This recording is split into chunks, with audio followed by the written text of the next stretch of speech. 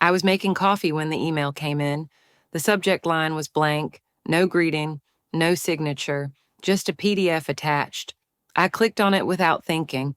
It was a rental agreement, 1-bedroom unit, assisted living complex in upstate New York, monthly rate already paid for 3 months. Sender Bella Carlton, my daughter. I scrolled to the bottom. The last page had her signature along with a note in the comments field. We thought this would be best for everyone. Everyone. My name wasn't even on the lease. The place I had lived in for over 15 years, the condo Edward picked out for me before he passed, had already been transferred out of my name. I opened another tab, logged into the property record system. I searched the address. Ownership, Isabella Carlton. Transfer date 4 weeks ago. No phone call, no heads up, no explanation. I remember just standing there, frozen, the smell of burnt coffee in the air. My hand still on the mug, but my stomach was somewhere else, fallen. I didn't scream. I didn't cry. I closed the laptop, walked to the window, and stared at the street I used to watch Edward walk down every evening. And in that silence, something inside me clicked. I'd stayed quiet long enough. I let them take my seat at her engagement party. I let them erase my name from the video. I even let them cut me out of an old photo and hang it back on the wall like nothing happened. But this was my home. This was the last piece of Edward I had left. And now, they'd taken that too with a signature, a file upload, and a dismissive line in a comment box. I pulled out the drawer in the hallway, the one with all the files I never thought I'd need again, the papers Edward kept, the ones I saved, wills, bank letters, his old notebooks, my sketchbook from the year Bella turned 12. That was the night I decided to stop waiting for someone to remember me, to stop hoping they'd come back and say, "Sorry, we didn't mean to cut you out." No, I was done being silent, done being the invisible mother. If they wanted a clean slate, they were going to learn something about what it takes to bury someone who never stayed dead. Because I was still here, and I remembered everything. I used to be the kind of mom who made birthday cakes from scratch. Not from the box, real flour, real butter, with her favorite blue frosting and tiny white stars we piped together. Bella loved stars. When she was 8, she told me she wanted to be a designer of skies. I still remember the way she danced around in the little wedding dress I sewed for her from leftover fabric my students had thrown away. She twirled in front of the mirror and said, "You're the best designer in the world, Mom." I wasn't. I was just an underpaid public school art teacher in upstate New York. But I was hers, and she was mine. Edward, my husband, was the one who made magic happen. He was a solar energy engineer, the kind of guy who brought home seashells from Mexico instead of souvenirs. He traveled a lot for work, but came back with sun in his pockets. We didn't have much, but we had laughter, cheap dinners, paint-stained furniture, a messy kitchen. It was ours. It was good. That changed the summer Bella turned 15. She was offered a trial spot at a prestigious private school in Connecticut. I saw the tuition fee, $21,000 a year. My stomach turned. We couldn't afford it. And I told her gently that maybe it wasn't the right move, that staying at her current school where she had friends, teachers who knew her, wasn't a setback. I didn't realize that one sentence would put a crack in everything. Bella started spending more time with Edward's parents, Jonathan and Meredith Carlton. They lived in a gated community with a fountain in front and white orchids that never wilted. Their table settings matched. They called dinner supper. Meredith had always been polite to me, but never warm. She'd say things like, "You're doing your best with what you have," as if I was a pet project. But to Bella, she was enchanting. Meredith knew exactly how to make a teenage girl feel like royalty. Weekend trips, art classes in Manhattan, private tutors. Bella started calling them Grandma and Grandpa like it was a badge. I didn't fight it. I thought it was just a phase. But the phone calls stopped. The sleepovers turned into full weeks. Then one day her room was empty. No shouting, no scene. She just moved out at 15. I folded her clothes and left them on the bed for weeks just in case she changed her mind. She didn't. Edward was torn. He didn't like conflict. Let her figure it out, he'd say, pretending this wasn't breaking me. He died a year later. A construction accident, collapsed rig, no final words, just a call from the site manager and a cold room at the hospital. At the funeral, Bella stood stiff next to Meredith. She didn't look at me, and when I tried to hug her, she said, "If you hadn't pushed him to work so hard, maybe he'd still be here." I didn't answer. What could I say to that? 3 months later, she cleaned out what was left in her room and left a note on the nightstand. I need a place where I'm understood. I kept that note, folded it, put it inside my sketchbook, the same one I used to draw her face for her 12th birthday. After that, I didn't hear much. I wasn't invited to her high school graduation, or college, or the job she landed in D.C. I watched from a distance. Meredith always made sure Bella's accomplishments were broadcast online: the perfect granddaughter, the rising star, the girl who came from nothing and rose above. Except she didn't come from nothing. She came from me, from birthday cakes and blue stars, from wet sidewalks and bike rides, from love that didn't come with a credit card limit. But in their version of her story, I wasn't in it. The first time I realized how far I'd been erased was when a former student tagged me in a video of Bella's engagement party. "Ms. Madeline, why aren't you in this?" Why, indeed. She stood in a garden of string lights, giving a thank you speech that listed everyone: Jonathan Meredith, her fiancé, Ethan, his aunts and uncles, family, friends. Not one mention of me. Not one. And that's when I realized this wasn't just distance. This was a rewrite. The wedding invitation came through a delivery service, not USPS, not even FedEx. It was some private courier, the kind you use when you don't want to talk to the person you're sending it to. The envelope was gold, thick, expensive. I opened it on the kitchen counter with a butter knife. There was no handwritten note, no "can't wait to see you," not even a post-it. Inside was a folded card, classic serif fonts, cream inserts RSVP code. I read it twice. Bella and Ethan, April 22nd, Carlton Estate, black tie, no children. I flipped it over and saw the line that made my stomach drop. Bride's family, Mr. and Mrs. Jonathan and Meredith Carlton. My name wasn't on it at all. Not even a vague together with their families to cover the bases. Just them, like they were the only ones who ever raised her. Like I had nothing to do with her life. That kind of omission, it's not an accident. It's a statement. It tells you where you stand without saying a single word. I sat down at the kitchen table and just stared at the invite. My coffee had gone cold. My fingers were clenched around the edge of the card so hard it started to bend. I thought about calling her. I didn't. Instead, I went to the hall closet and pulled out an old wooden box. Inside was a photo I'd kept for years. It was taken on a camping trip when Bella was around 10. She was on Edward's shoulders, reaching up like she could touch the treetops. I was standing next to them, covered in dirt, holding a thermos and laughing. We were a mess, but we were happy. That photo used to hang in our living room right above the mantel. Then one day, Bella asked to take it, said she wanted to get it professionally framed. That was the last time I saw it in full. A few years ago, during a short visit to her place, I spotted the frame on her bookshelf. Same photo, same frame. But I wasn't in it. It had been cropped, perfectly, cleanly, like I'd never stood there to begin with. That moment didn't just sting, it left a hole. It wasn't about a photo. It was about being erased. I didn't say anything that day. I smiled through dinner, complimented. The wine went home and cried in the bathtub. Then a few weeks later, a former student of mine tagged me in a video on Facebook. "Ms. Madeline, look at your daughter. She's famous now." It was Bella's engagement party, a drone video, champagne fountains, the full production. Ethan stood beside her as she gave a speech. "I'm so grateful for the people who raised me. My grandparents, Jonathan and Meredith. You've shown me what love, integrity, and vision truly look like. I wouldn't be here without you." The crowd clapped. Meredith cried. Bella smiled. Not a single mention of me. Not my parents. Not my mother. Just the Carltons. I watched the video twice. The second time I focused on her face. Her voice didn't shake. Her hands didn't tremble. She wasn't hesitating. She believed every word she was saying. And that's when it hit me. This wasn't some teenage rebellion stretched into adulthood. It wasn't just distance. It was a replacement. Bella had edited me out of her story deliberately, professionally, as if her life began with Meredith and Jonathan, and everything before that was just a draft. The signs had been there.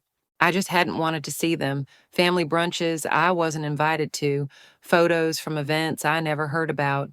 Quotes about how it takes a village, but never naming the woman who raised her alone for the first 15 years. It's one thing to lose someone, it's another to watch them pretend you never existed. 3 weeks before Bella's wedding, I got a letter from the county clerk's office, a plain envelope, no frills.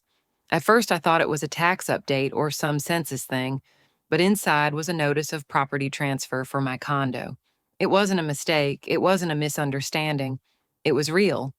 The place I had lived in for over 15 years, the place Edward and I picked out before his last overseas project, the same condo where Bella took her first solo bath, where she painted stars on her bedroom wall, where we celebrated Edward's final birthday before the accident. That home now belonged to someone else. New owner, Isabella Carlton, effective immediately. I sat down on the floor document still in hand. My legs wouldn't cooperate. I reread the form 3 times thinking maybe I missed something, maybe it was in trust, maybe I was still listed as co-owner. No, my name was gone, completely scrubbed. I called the number on the bottom of the page and asked for clarification. The woman on the line checked, then told me casually, yes, it looks like the transfer went through as part of a family estate trust. Do you need a duplicate copy for your records? I didn't know how to respond. Records of what being erased. Later that evening, an email showed up in my inbox from Bella. No greeting, no explanation, just a subject line. Here's the new lease. Attached was a PDF, 1 bedroom, small, senior living community, kitchenette only, tile floors, white walls. A few grainy photos were attached, the kind you'd find on a nursing home flyer.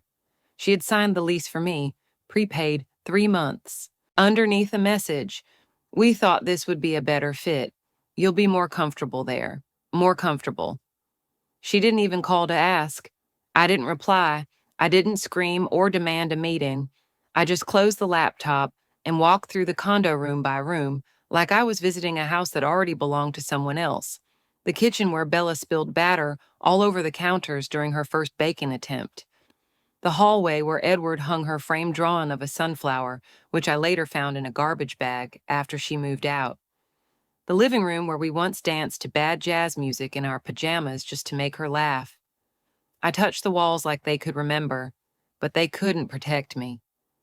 The next morning, the building manager showed up at my door. He was polite, apologetic even, said he was just there to check on the transition plan. I asked what that meant. Well, he said, avoiding eye contact, the unit's been reassigned. The new owner plans to remodel. We were told you'd be moving out by the end of the month.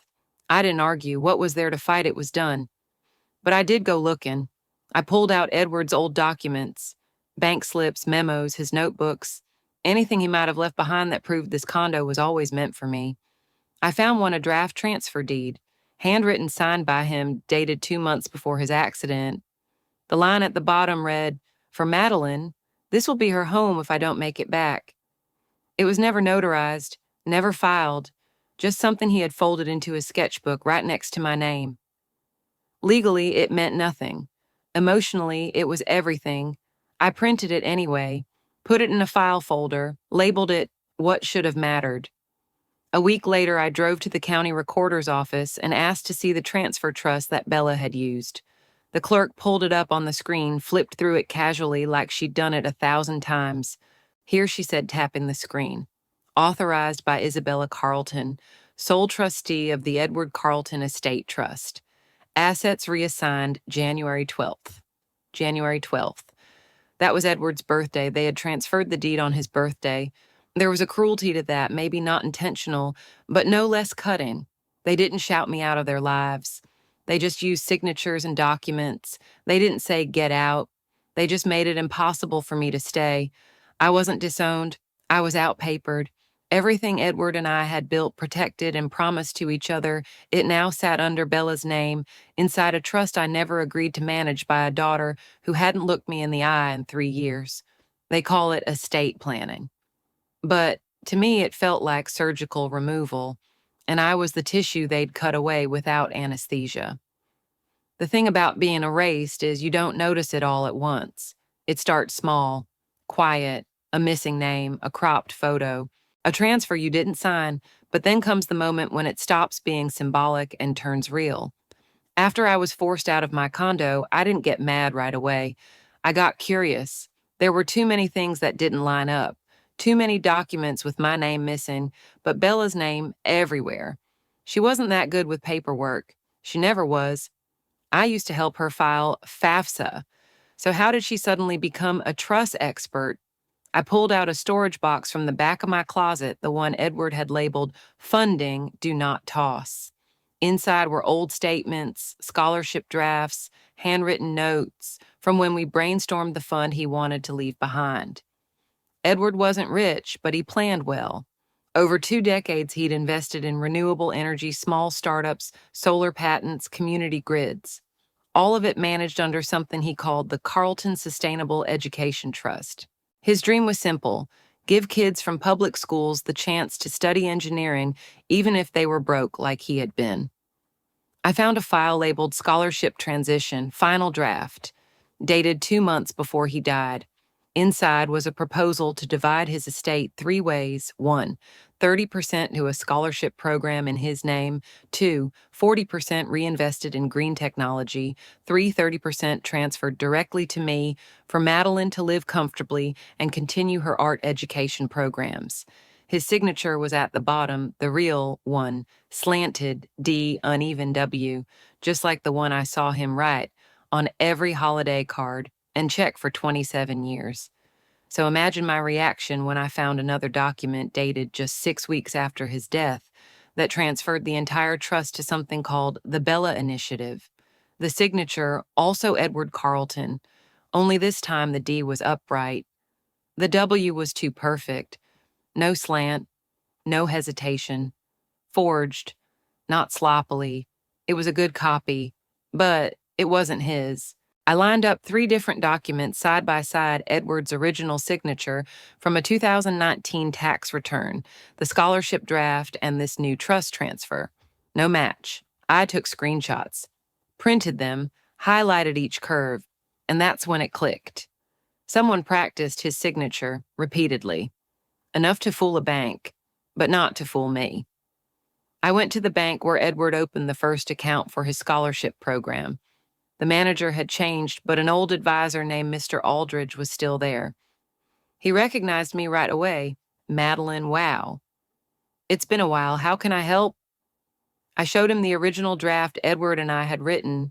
Then I handed him the revised version, the one that moved everything into Bella's name. He scanned both, and then looked at me. This isn't what Edward described to me, not at all. He pulled up the current structure on his screen. The original fund, Carleton Sustainable Education, had been dissolved. What replaced it? The Bella Initiative, with Meredith Carleton listed as executive chair of the board. I asked bluntly, "Wait, Meredith?" As in Edward's mother-in-law, yep, she filed power of attorney through the trust Bella signed off on. Everything's legit on paper, but it's not what Edward built, not even close. I pressed further. So Bella's the face, but Meredith controls it. He nodded. Looks that way. And from what I see, they've shifted most of the funding into commercial real estate and something called sustainable asset tokenization, NFTs, greenwashing, fluff. 0 scholarships granted in the past 12 months. The fund that was supposed to help kids like Edward was now a vanity project, a PR machine, a flashy foundation for donors who lacked galas more than impact. I didn't cry. I didn't panic. I drove home, closed the blinds, and started building a paper trail. Every document, every signature, every file. I compared notary stamps, filing dates, metadata. One signature had been time-stamped 10 days after Edward's death, digitally filed. No witness. Edward never signed documents digitally. He used to joke, if I can't smudge the ink, it doesn't count. I flagged everything and printed 3 full binders, color-coded, tabbed, cross-referenced. Then I called one person, a former student of mine, now an investigative journalist in Philadelphia. Years ago, he gave me a painting and wrote, "You were the first adult who believed I could be something." He owed me nothing, but he answered my call in under 5 minutes. I invited him over, didn't explain anything on the phone, just told him bring a recorder and come ready to read. When he arrived, I laid everything out on the dining table: the forged signatures, the tax forms, the transfer history, the email where Bella sent me a lease to a nursing home, the photo of me cropped out from Bella's childhood. I didn't give a speech. I didn't say, "Look what they did to me." I just sat there and let him see it. After almost 2 hours of silence, he looked up and said, "This isn't just a story, this is a theft, and it's clean enough to fool most people, but not anymore." I nodded. I don't want revenge, I just want my name back.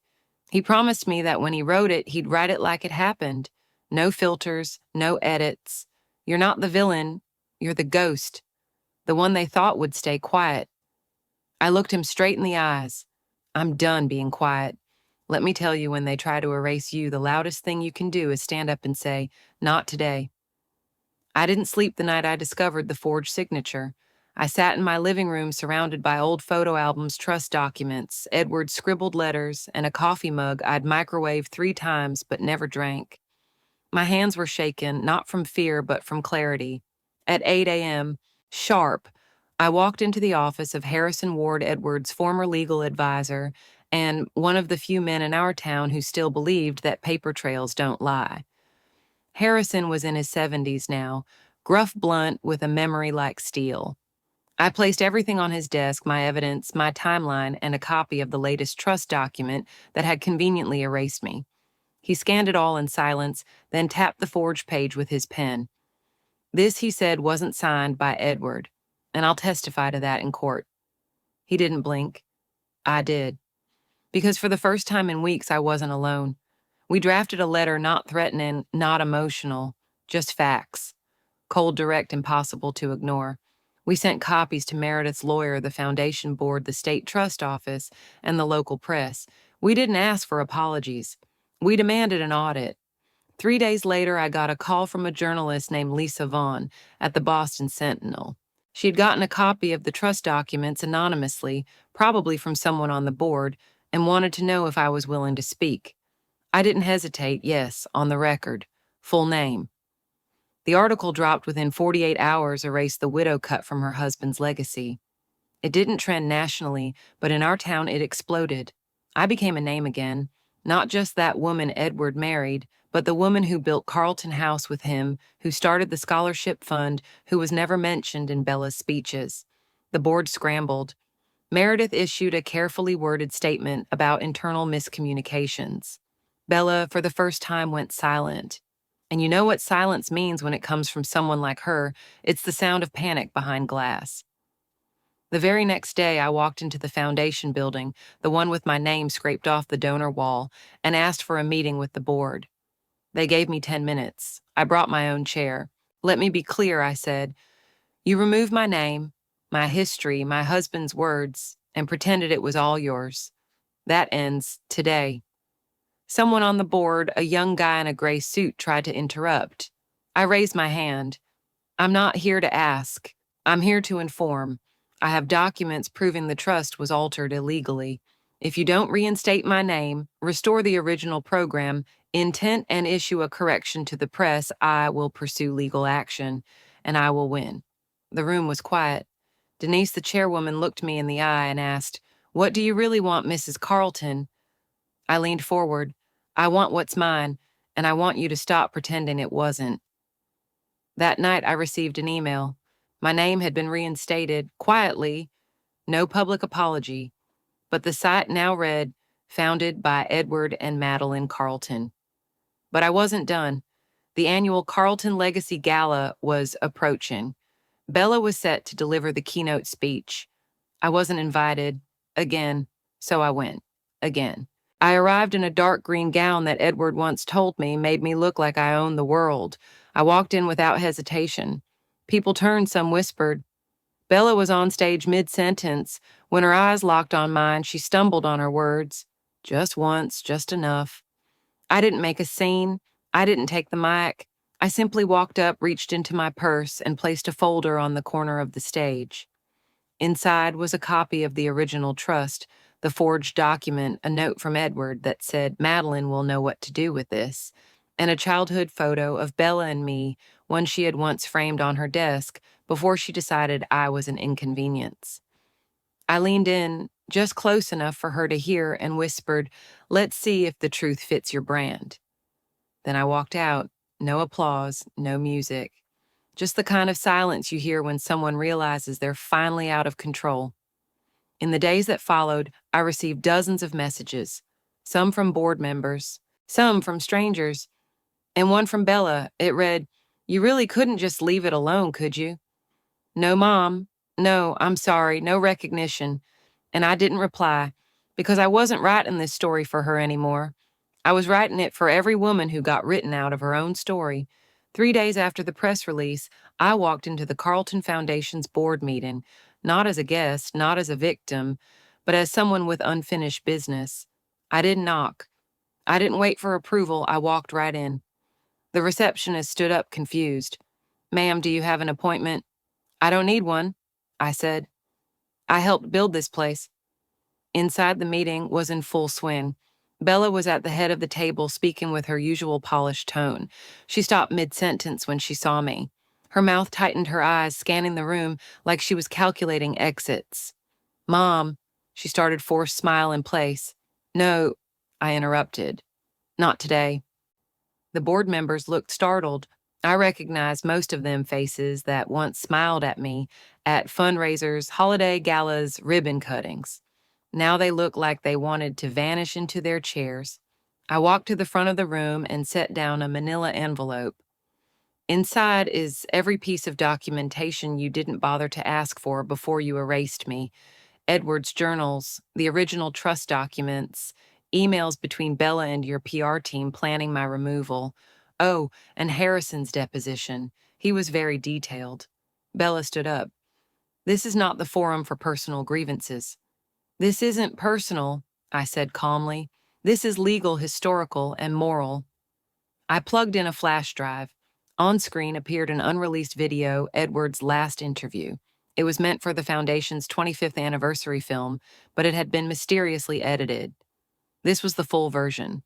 In the clip, Edward looked tired but alert. He spoke clearly. "My wife Madeline was the reason this foundation exists. I had the ambition, but she had the discipline. She's the soul of our work." Gasps around the room. Silence. Bella didn't move. When the video ended, I turned back. "That was Edward's truth. Now you've heard mine. The rest is up to you." One board member, Angela Patel, shifted uncomfortably. "Mrs. Carlton, we were told that your involvement ended voluntarily." I met her eyes. "I didn't leave. I was erased." Bella stepped forward, her voice tight. "You always want to be the martyr." "No," I said. "I want to be remembered accurately. I want to stop pretending that silence is grace. It's not. It's erasure with a polite tone." There was a pause. Then I said what I'd waited months to say. "You took everything I built and rebranded it as yours. You told the world I was unstable. You told the staff I'd given up. You used my grief as a PR opportunity." Bella's face darkened. "You think this is easy for me? You walked out after Dad died." I stepped forward, slow and clear.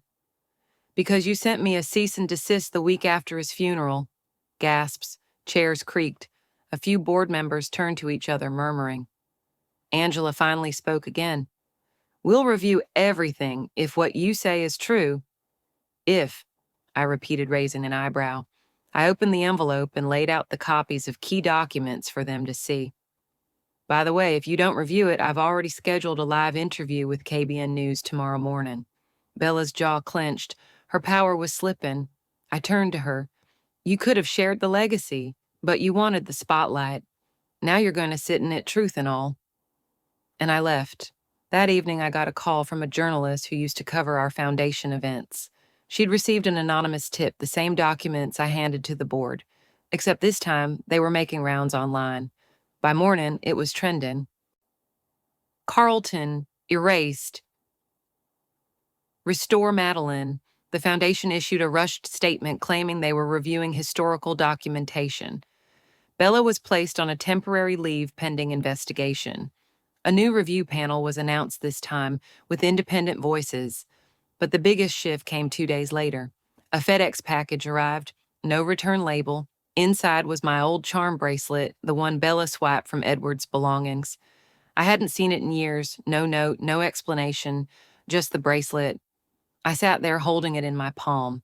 I didn't cry, but something in my chest settled, not healed, not yet, but acknowledged. That weekend, I was invited to speak at a legacy conference in New York. I almost declined, but then I thought no more erasing. At the podium, I didn't read from notes. I looked straight at the room. They deleted my name from the bylaws, from the website, from their speeches, but I still exist. I was there when this legacy began, and I'm here now telling the truth. If you've ever been made invisible, stand back up.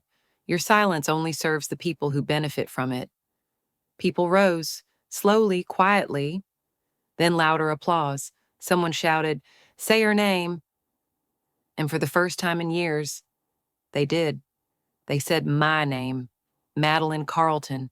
A week after the conference, I found myself sitting on the porch of my small cottage, on the coast, coffee in hand, watching the waves roll in. For the first time in years, my shoulders didn't feel heavy. My name was no longer something whispered in the shadows. It was back where it belonged. I wasn't rich. I didn't get the company. I didn't even get an apology. But I got something better. I got clarity. I got peace. One evening, I got a call from Nora, the same young board member who had once looked at me like I didn't belong. "I just wanted to say thank you," she said. "Your courage gave us all permission to question what we were told. We're changing things. For real this time." I didn't need a parade. That one phone call was enough. A few days later, I was invited to speak at a local high school where they were hosting a community mentorship event. One of the students, a girl with nervous hands and bright eyes, came up to me afterward. "My mom told me your story," she said quietly. She said sometimes people get erased, but they can always write themselves back in. I want to do that too. I looked at her and smiled. "Then start writing. I won't lie to you and say everything's perfect now. Bella didn't suddenly become warm. She didn't call or visit, and maybe she never will. That's okay. Some stories don't end in reconciliation. Some just end in resolution." I kept teaching art at the community center. Kids still showed up with messy backpacks and big ideas. And every so often, one of them would find out who I was and ask, "Is it true you helped start that big foundation I used to pause?" Now I say yes, and I fought to make sure no one ever forgets it again. Last week, I received another package in the mail. No return address. Inside was a single framed photo, me, Edward, and a baby Bella, taken in the early days before money and image twisted everything. Behind the glass was a note in Edward's handwriting, clearly taken from one of his journals.